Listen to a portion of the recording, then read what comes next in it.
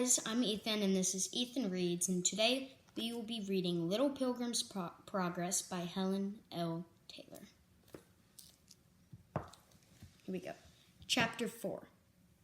The Slough of Despond.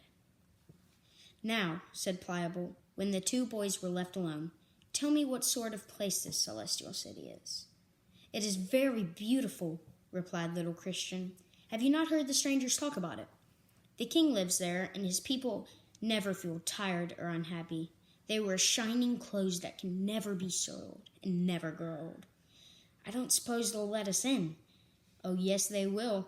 Evangelist said so. See, he gave me this." And the little Christian unfolded the king's message and let Pliable read the words for himself. "The king sent that to me, that I might know he would like me to go to his city. He hasn't sent me one." "You didn't meet Evangelist. But never mind. I'm sure the king will be pleased to see you." "Well, tell me something else. What shall you do when you get to the city?" "First of all, I should like to see the king, and if he is very kind, I shall ask him where my mother is. You know she went away when I was a little baby, and sometimes I have wanted her so much.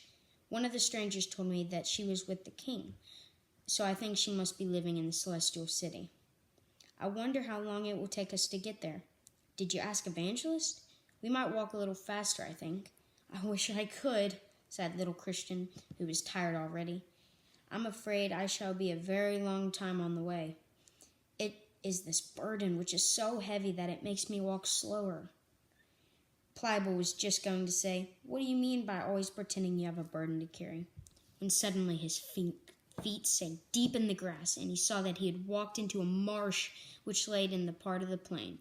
"Oh!" cried he, "where are we now?" "I don't know," said poor little Christian, whose burden made him sink deeper than Pliable in the soft green mud. "Let us try to get out." But the boys were frightened and confused, and they could not tell which was the way out of the marsh, for it was called the Slough of Despond, and it was a dangerous place for even grown-up people.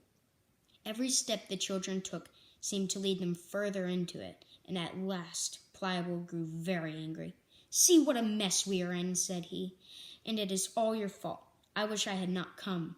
If this is the beginning of our journey, what else may we expect on the road? Just let me get out of this horrible marsh and I shall go straight home again. You may look for the city by yourself." Little Christian did not answer, for he was too frightened and unhappy to speak. His clothes were covered with mud, and every moment he feared that he would be smothered in the slough.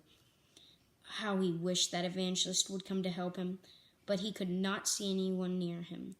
Far away across the plain shone the light above the wicket gate, and behind him lay the city of destruction. Pliable turned away from the light and at last succeeded in getting out of the marsh, but he never stopped to help his companion, and when little Christian looked back, he saw him running home as fast as he could. Oh, how desolate the poor little boy felt when Pliable was out of sight. "But I will go to the king," he said, and once more he struggled on, trying to find some firm ground. Then, when he was almost in despair, he heard a voice saying, "Wait a bit, I am coming to help you."